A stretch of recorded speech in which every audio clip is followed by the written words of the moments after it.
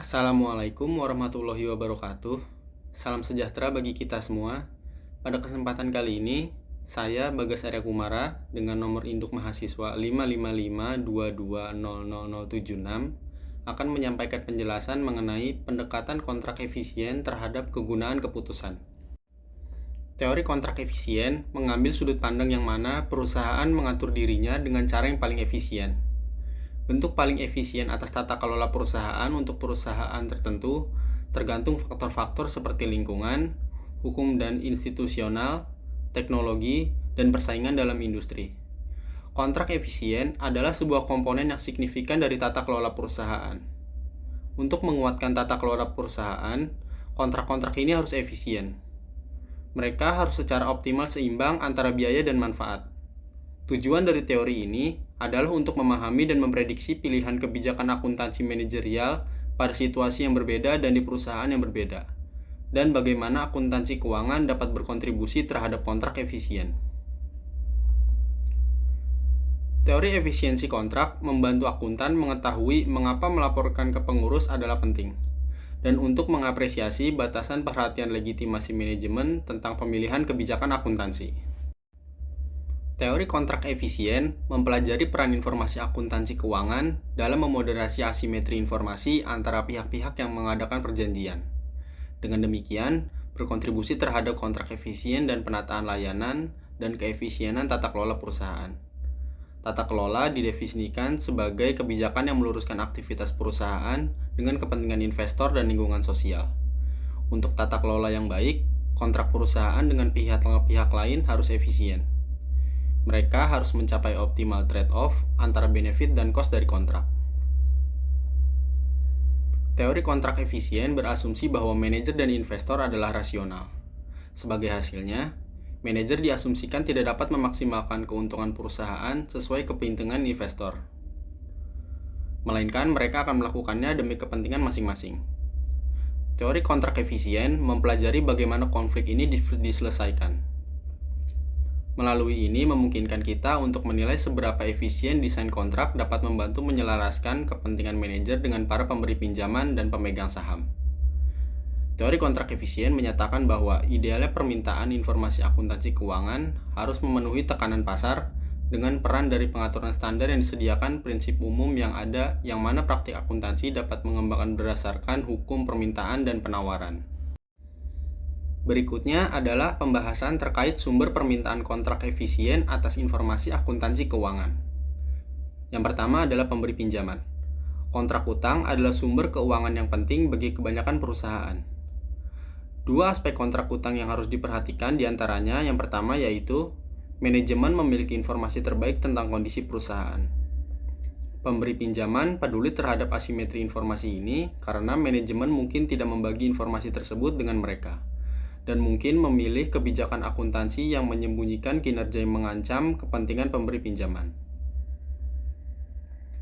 Lalu yang kedua, pemberi pinjaman menghadapi asimetri hasil. Pemberi pinjaman meminta kebijakan akuntansi keuangan yang membantu mencegah kesulitan keuangan dan menyediakan sistem peringatan jika kesulitan tersebut mengancam. Sumber yang kedua adalah dari pemegang saham. Eksploitasi dikendalikan dengan mendasarkan kompensasi manajer pada beberapa ukuran performa manajer, seperti laba bersih. Penegasan peran laporan keuangan juga membantu mencegah manajer dari melakukan penyajian informasi yang berlebihan selama tahun berjalan, yang dapat mengakibatkan harga saham overvaluation oleh pasar. Namun, karena manajer diasumsikan berlaku sesuai dengan kepentingannya sendiri, dan asimetri informasi mencegah pemegang saham mengawasi langsung usaha manajer dalam menjalankan perusahaan, menimbulkan permintaan untuk kebijakan akuntansi keuangan yang memaksa tanggung jawab usaha manajer dan membatasi aksi oportunistik manajer. Suatu implikasi signifikan atas teori kontrak efisien adalah bahwa kebijakan akuntansi mempunyai konsekuensi-konsekuensi ekonomi. Oleh karena itu, hal tersebut menjadi penting bagi para manajer.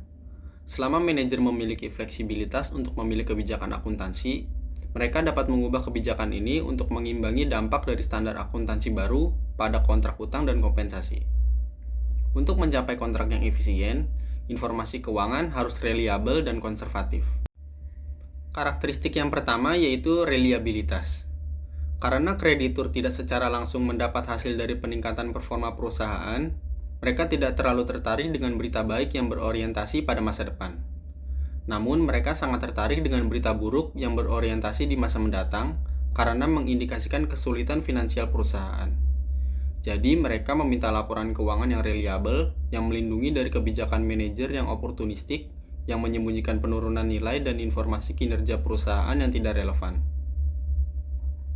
Agar reliabel, informasi akuntansi untuk kontrak efisien berdasar pada transaksi pasar yang terrealisasi dan dapat diverifikasi oleh pihak ketiga.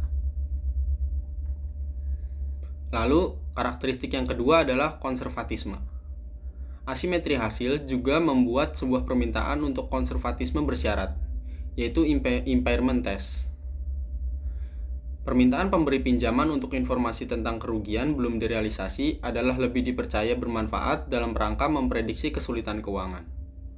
Konservatisme membuat sebuah aturan understatement atas nilai bersih aset, menyediakan pemberi pinjaman dengan batas bawah aset bersih untuk membantu mereka mengevaluasi keamanan pinjaman. Berikutnya adalah pembahasan terkait ketegasan kontrak. Kontrak sifatnya sulit untuk dapat diubah. Dengan kata lain, kontrak itu tegas. Jika kontrak jangka panjang bergantung pada variabel akuntansi, kemungkinan standar akuntansi akan berubah selama umur hidup kontrak. Perubahan tersebut dapat secara negatif mempengaruhi perjanjian serta meningkatkan kemungkinan pelanggaran. Memang mungkin sebuah kontrak dapat dinegosiasi mengikuti perubahan standar akuntansi, tetapi proses tersebut akan panjang dan mahal.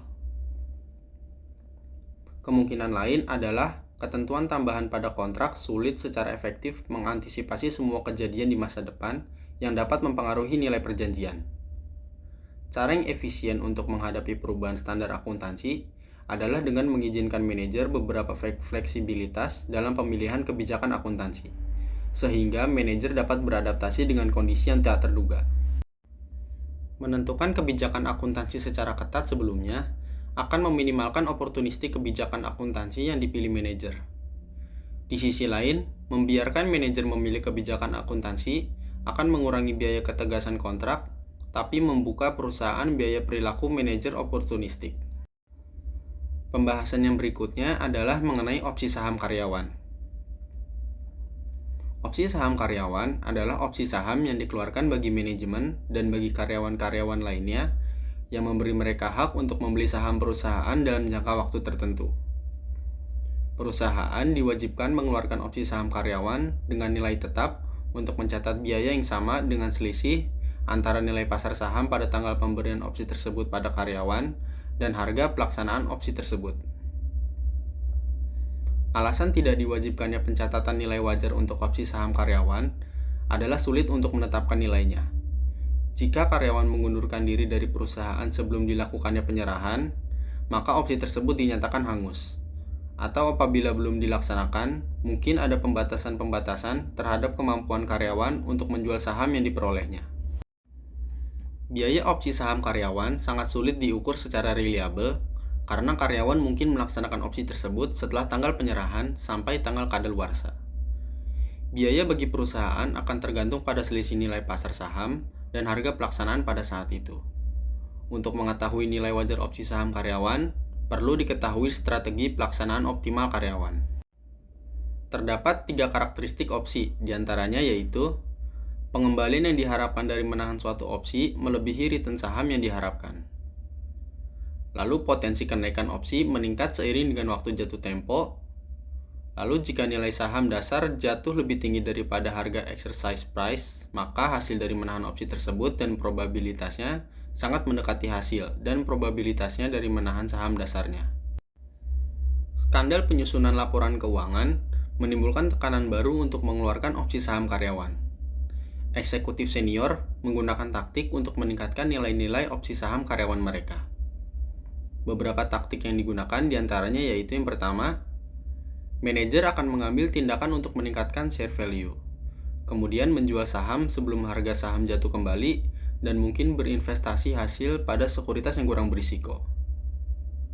Lalu yang kedua, CEO perusahaan menjadwalkan tanggal pemberian opsi, sehingga CEO tahu kapan opsi saham karyawan datang dengan menggunakan taktik untuk menurunkan harga saham dan kemudian mengevaluasi harga. Lalu manajer menekan komite kompensasi untuk memberikan opsi saham karyawan sesaat sebelum kabar baik terkait perolehan laba. Pihak manajemen menentang pembebanan opsi saham karyawan karena kemungkinan manajemen tidak menerima adanya efisiensi pasar sekuritas. Manajemen percaya bahwa para investor akan bereaksi negatif terhadap laba yang dilaporkan menurun. Kesimpulan yang dapat ditarik dalam penjelasan ini adalah teori kontrak efisien menimbulkan dua hal penting untuk kerangka konseptual. Yang pertama, kerangka harus memberikan pengakuan yang lebih besar untuk dapat diverifikasi, seperti bergerak pada karakteristik untuk meningkatkan laporan keuangan. Hal ini akan memperkuat peran keandalan dalam kerangka, sehingga mengurangi keprihatinan investor bahwa manajer secara oportunistik dapat mengelola penghasilan untuk menghindari pelanggaran perjanjian utang dan untuk meningkatkan reputasi dan kompensasi. Lalu yang kedua, laporan keuangan seharusnya memberikan sistem peringatan awal untuk memperingatkan kreditur untuk kemungkinan financial distress perusahaan. Dengan menyediakan seperti sistem peringatan dini dengan mengakui kerugian yang belum direalisasi. Penelitian empiris telah menyelidiki korelasi antara kontrak efisien dan perilaku opportunistic manager. Penting bagi akuntan untuk menyadari kemungkinan oportunisme manajer. Kontrak efisien menunjukkan bahwa terdapat kemungkinan untuk menyelaraskan kepentingan manajer dengan kepentingan para investor. Pernyataan standar akuntansi keuangan yang berkaitan dengan pendekatan kontrak efisien terhadap kegunaan keputusan dipaparkan dalam PSAK nomor 1 tentang penyajian laporan keuangan. PSAK nomor 1 menetapkan karakteristik umum untuk penyajian laporan keuangan. Secara khusus, PSAK nomor 1 membahas aspek-aspek penyajian secara wajar dan kepatuhan terhadap standar akuntansi, kelangsungan usaha, dasar akrual akuntansi, materialitas, agregasi dan saling hapus, frekuensi pelaporan, informasi komparatif, dan konsistensi penyajian. Menurut PSAK nomor 1, laporan keuangan yang lengkap terdiri dari laporan posisi keuangan, laporan laba rugi komprehensif, laporan perubahan ekuitas, laporan arus kas, catatan atas laporan keuangan, dan laporan posisi keuangan pada awal periode. Laporan keuangan bermanfaat dalam pengambilan keputusan untuk menjamin para pemakai laporan keuangan bahwa laporan keuangan tersebut telah disusun dengan sesuai. Tujuan penerapan PSAK nomor 1 adalah untuk menetapkan dasar-dasar bagi penyajian laporan keuangan bertujuan umum yang selanjutnya disebut laporan keuangan agar dapat dibandingkan baik dengan laporan keuangan periode sebelumnya maupun dengan laporan keuangan entitas lain. Berikutnya yaitu PSAK nomor 60 tentang pengungkapan instrumen keuangan. PSAK nomor 60 merupakan standar yang mengacu pada IFRS nomor 7 mengenai Financial Instrument Disclosure. Tujuan PSAK nomor 60 adalah mengatur entitas untuk memberikan pengungkapan dalam laporan keuangannya yang memungkinkan pengguna untuk mengevaluasi signifikansi instrumen keuangan bagi posisi dan kinerja keuangan entitas, serta sifat dan cakupan risiko yang timbul dari instrumen keuangan, yang mana entitas terekspos selama periode dan pada akhir periode pelaporan, dan bagaimana entitas mengelola risiko tersebut. PSAK 60 mensyaratkan bahwa suatu entitas mengungkapkan informasi yang memungkinkan pengguna laporan keuangan untuk mengevaluasi sifat dan tingkat cakupan risiko yang timbul dari instrumen keuangan, yang mana entitas terekspos pada akhir periode pelaporan. Risiko ini umumnya mencakup risiko kredit, risiko likuiditas, dan risiko pasar. PSAK 60 secara khusus mensyaratkan pengungkapan baik informasi kualitatif maupun informasi kuantitatif. Berikutnya adalah uraian kasus artikel jurnal yang berkaitan dengan pendekatan kontrak efisien terhadap kegunaan keputusan. Berdasarkan hasil penelitian oleh Nimade Dwi Prawitasari dan Imade Pandedwiana Putra dalam penelitian yang berjudul Pengaruh Perilaku Oportunistik, Asimetri Informasi, Moralitas Manajemen, dan Kesesuaian Kompensasi pada Praktik Kecurangan Akuntansi, disampaikan bahwa penelitian ini menunjukkan bahwa perilaku oportunistik dan asimetri informasi dengan tingkat yang tinggi akan meningkatkan perilaku kecurangan akuntansi. Hal tersebut mendukung teori keagenan dalam penelitian ini, yaitu bagaimana asimetri informasi mempengaruhi tingkat kecurangan akuntansi yang terjadi dalam organisasi. Kesesuaian kompensasi yang diberikan juga berpengaruh negatif terhadap perilaku kecurangan akuntansi. Hal ini berarti dengan kompensasi yang sesuai mampu mengurangi perilaku kecurangan akuntansi yang terjadi. Temuan ini dapat terjadi karena kompensasi dengan pemberian yang tepat akan menghasilkan kepuasan kerja bagi pegawai. Kepuasan kerja akan mengurangi perilaku menyimpang seperti perilaku kecurangan akuntansi. Sekian penjelasan mengenai pendekatan kontrak efisien terhadap kegunaan keputusan yang dapat disampaikan. Wassalamualaikum warahmatullahi wabarakatuh.